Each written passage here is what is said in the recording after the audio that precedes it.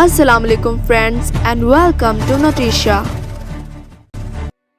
یہ کہانی شروع ہوتی ہے 15ویں صدی سے، جب یورپ میں دو قدیم سلطنتیں موجود تھیں، سلطنت عثمانیہ اور بازنطینی سلطنت۔ سلطنت عثمانیہ کی بنیاد 1299 عیسوی میں رکھی گئی تھی، جبکہ بازنطینی سلطنت کی بنیاد 330 عیسوی میں رکھی گئی تھی۔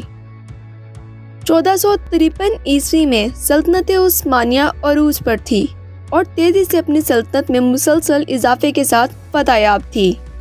اس وقت بازنطینی سلطنت زوال کا شکار تھی اور ان کا آخری سہارا قسطنطنیہ تھا۔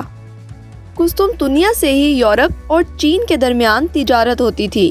یورپی تاجر اپنا بہت سا سامان قسطنطنیہ کے ذریعے مشرقی ایشیا کے ساحلوں تک پہنچاتے تھے اور ان کی معیشت کا دار و مدار اسی تجارت پر تھا، اور قسطنطنیہ کا راستہ ان کو آسان اور مالی لحاظ سے بھی مناسب تھا۔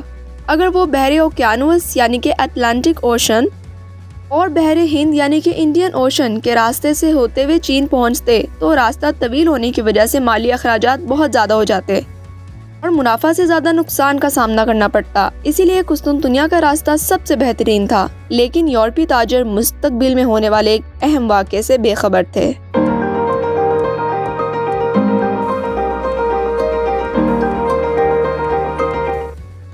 1453 عیسوی میں سلطان محمد فاتح نے، جو کہ سلطنت عثمانیہ کے بادشاہ تھے، قسطنطنیہ کو فتح کر لیا اور بازنطینیوں سے ان کا آخری قلعہ بھی چھوٹ گیا، اور قسطنطنیہ فتح ہونے کے بعد یورپی تاجروں کے اہم راستہ بھی بند ہو گیا۔ یورپ کی تجارت کا سلسلہ ختم ہو گیا اور ہنگامی صورتحال بن گئی۔ بھوک ہڑتال کی وجہ سے چوری چکاری کے سلسلے شروع ہو گئے اور یورپ میں جرائم کی تعداد ایک دم سے بڑھ گئی۔ حالات اتنے خراب ہو گئے کہ اوپر مکان میں کھڑے لوگ سڑک سے گزرنے والے راہ گیر کے اوپر پتھر پھینک کر اس کو ہلاک کر دیتے اور اس کا سارا مال ضبط کر لیتے۔ خوف کے اس عالم میں راہ گیر سامنے دیکھنے کی بجائے اوپر دیکھ کر چلتے تھے۔ جب یورپ انتہائی ہنگامی صورتحال سے دوچار تھا، اسی اثنا میں کرسٹوفر کولمبس کے دماغ میں ایک ایسا خیال آیا جو کہ یورپ کی قسمت بدلنے والا تھا۔ کرسٹوفر کولمبس اطالوی یعنی کہ اٹالین جہاز ران تھا۔ اسے ستاروں کی مدد سے راستہ تلاش کرنے میں مہارت حاصل تھی۔ ستاروں سے راستہ معلوم کرنا تو اس دور کے تقریباً تمام جہاز رانوں کو آتا تھا، لیکن کولمبس کی خاص بات یہ تھی کہ وہ ایک ہوشیار انسان تھا اور اس کو اپنی بات منوانا آتا تھا، یعنی اس کی کنونسنگ پاور بہت اچھی تھی۔ وہ لوگوں کو آسانی سے اپنی باتوں میں لے آتا اور لوگ بہت آسانی سے اسے متاثر ہو جاتے۔ اس نے مارکو پولو کا سفر نامہ پڑھا تھا۔ مارکو پولو ایک سیاح تھا۔ اس نے اپنے سفر نامے میں لکھا تھا کہ جاپان اور چین بہت امیر ممالک ہیں، وہاں سونے اور چاندی کے محل ہیں، وہاں کی 4 ٹائلوں کے بعد ایک ٹائل سونے کی ہے۔ اپنے ملک میں غریبی ختم کرنے کے لیے اس نے منصوبہ بنایا کہ اگر وہ مغرب کی طرف سفر کرے تو زمین گول ہونے کی وجہ سے وہ سیدھا جاپان پہنچ جائے گا۔ اپنا یہ منصوبہ اس نے اس وقت کی حکومتوں کو بھی بتایا، لیکن کسی بھی ملک نے اس کی بات کو زیادہ سنجیدہ نہ لیا۔ پھر وہ 1484 میں اسپین گیا۔ اس نے چاہا کہ وہ اسپین کی ملکہ کے ساتھ اپنا یہ منصوبہ شیئر کرے، لیکن 7 سال تک اسپین کی ملکہ سے اس کا رابطہ نہ ہو پایا، کیونکہ ملکہ اسپین سے مسلمانوں کو نکالنے میں مصروف تھی۔ جب 1491 میں مسلمانوں کا اسپین سے مکمل خاتمہ ہو گیا تو ملکہ نے کولمبس کو اپنے دربار میں بلایا۔ کولمبس نے ملکہ کو اپنے منصوبے سے آگاہ کیا۔ ملکہ اس کے منصوبے سے بہت متاثر ہوئی اور اس کو منظوری دے دی اور اس کے ساتھ 2 ایگریمنٹ کیے۔ پہلا یہ کہ اس کو ایڈمائرل آف دا اوشن کا ٹائٹل دیا جائے گا، اور دوسرا یہ کہ جتنا سونا کولمبس یورپ میں لائے گا اس کا تیسرا حصہ کولمبس کو دیا جائے گا۔ ملکہ نے اس کو چند ہفتوں کے کھانے کے ساتھ 2 جہاز اور 90 سپاہیوں سمیت روانہ کیا۔ کولمبس نے اپنی تمام جمع پونجی بیچ کر ایک اور جہاز خریدا۔ یوں 3 جہاز ہو گئے اور وہ اس طرح سے سفر پر روانہ ہو گیا۔ یہ سفر شروع تو بہت خوشگوار انداز میں ہوا تھا، مگر مقررہ وقت آنے پر بھی وہ جاپان نہ پہنچا، بلکہ 1 مہینہ گزر گیا اور دور دور تک پانی ہی پانی تھا۔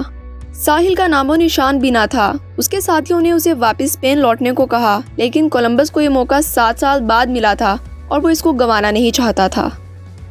کولمبس نے جیسے تیسے کر کے 3 مہینے پورے کیے اور پھر 12 اکتوبر 1492 میں ایک جزیرے پر پہنچا جس کا نام سین سیلویڈر تھا۔ سین سلواڈور کے لوگ بہت معصوم تھے اور پرامن تھے. وہ چاقو اور پستول جیسے ہتھیاروں کا استعمال بھی نہیں جانتے تھے. جب کولمبس کا جہاز اس جزیرے پر پہنچا تو انہوں نے بہت خوشگوار انداز میں اس کا استقبال کیا. وہ جہاز کے اندر معصومیت سے دیکھ رہے تھے. وہ ان جدید آلات کے بارے میں نہیں جانتے تھے کیونکہ ان کا رابطہ کئی ہزار سال پہلے پرانی دنیا سے کٹ چکا تھا. کولمبس یہ سمجھا کہ وہ جاپان یا پھر اس کے قریب کے جزیرے میں پہنچ چکا ہے اور اس نے لوگوں سے جاپان اور چین کا راستہ پوچھا. لیکن وہاں کے لوگوں نے ایسا کوئی نام نہیں سنا تھا تو وہ اس کو جواب نہیں دے سکے. کولمبس اور اس کے ساتھیوں نے وہاں کے لوگوں سے سونا اور قیمتی اشیاء لانے کو بولا. انہوں نے چپ چاپ ساری چیزیں لا دیں اور جتنا سونا ان کے پاس تھا کولمبس کو لا کر دے دیا. یہ سونا دراصل سمندر کی لہروں کے ساتھ تیر کر ساحل پر آ جاتا تھا اور وہاں کے لوگ اس سے زیورات بنا لیتے تھے. اور یہ سب اس کے مقابلے میں بہت کم تھا جو کولمبس نے مارکو پولو کے سفر نامے میں پڑھ رکھا تھا. اس لیے وہ سمجھا کہ یہ لوگ کچھ چھپا رہے ہیں اور سونا نہیں دینا چاہتے.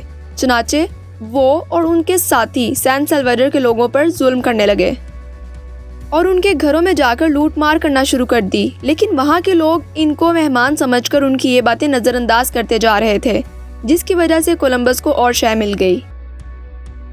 پھر اس نے وہاں کے کچھ لوگوں کو اسپینش سکھائی اور ان کو یرغمال بنا کر اپنے ساتھ لے گیا اور ان لوگوں سے راستہ معلوم کرتا رہا. وہ لوگ اس کو کیوبا لے گئے اور کیوبا میں بھی اس کو اپنے کام کی چیز نہیں ملی.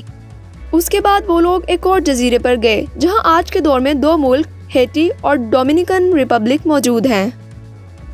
کولمبس نے اس کا نام ہسپینولا رکھا.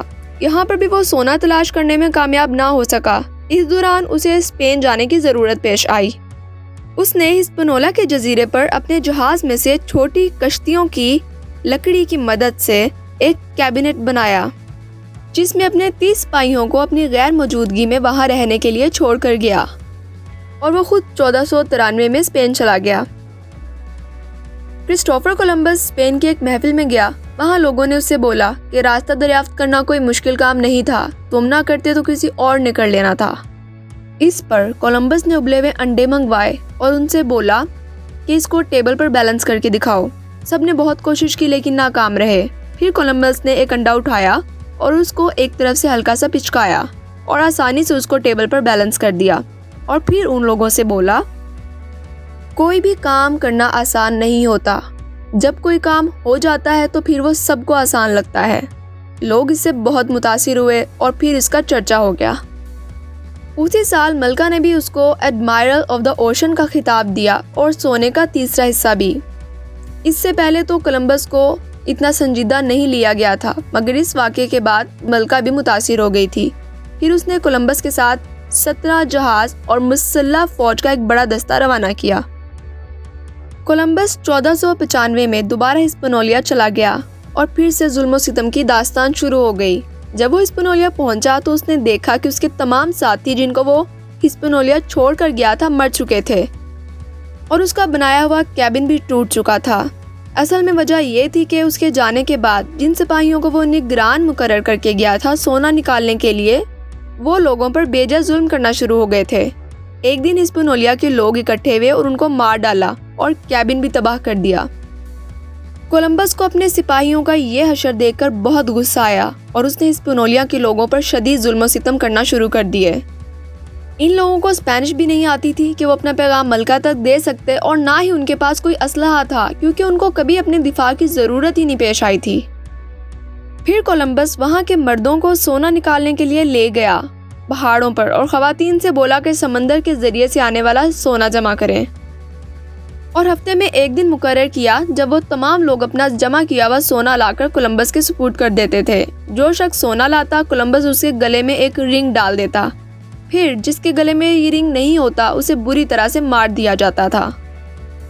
ہسپینولیا کے لوگ جانوروں کا شکار کرنے کے لیے ایک پھل کا استعمال کرتے تھے. اس پھل کے ایک خاص حصے سے زہر نکلتا تھا. باقی پھل کھانے کے لیے استعمال ہوتا تھا. کولمبس کے ظلم و ستم سے تنگ آ کر وہاں کے لوگوں نے وہ زہر کھا کر خود کو مارنا شروع کر دیا اور اس طرح سے ظلم و ستم کے باعث وہاں کی تقریباً 1 لاکھ آبادی ختم ہو گئی. پھر کولمبس اپنے 2 بھائیوں کو ہسپینولیا کا گورنر بنا کر اسپین چلا گیا. اپنے 2 بھائیوں کے ساتھ وہ کچھ اسپینش لوگ بھی وہیں پر چھوڑ گیا تھا. اس کے 2 بھائیوں نے بھی بہت ظلم کیا اور ان کی شکایتیں اسپین کے دربار تک پہنچ گئیں۔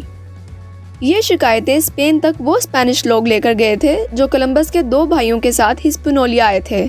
کچھ عرصہ بعد کولمبس بھی ہسپانیولا واپس آ گیا۔ اسپین کا چیف جسٹس تحقیقات کے لیے ہسپانیولا گیا اور کولمبس کو اس کے بھائیوں سمیت گرفتار کر کے لے آیا۔ کولمبس نے اسپین کی ملکہ کو بولا کہ میں سونے کے بہت قریب پہنچ چکا تھا۔ پھر اسپین کی ملکہ نے کولمبس کو واپس ہسپانیولا بھیج دیا، لیکن وہاں کے گورنر کی حیثیت سے نہیں بلکہ ایک عام شہری کے طور پر۔ لیکن کولمبس کا یہ سفر بہت برا گزرا۔ اسے کہیں بھی سونا نہیں ملا۔ وہ مختلف جزیروں پر گیا لیکن وہاں کے لوگوں نے اس سے اچھا سلوک نہ کیا کیونکہ اس کے ظلم و ستم کی داستان ہر جگہ چھائی ہوئی تھی۔ 1504 میں وہ پھر واپس چلا گیا۔ اس کا یہ سفر انتہائی مایوس کن گزرا۔ اس کے 2 سال کے بعد 1506 میں کرسٹوفر کولمبس بیماری کے باعث اس دنیا سے کوچ کر گیا۔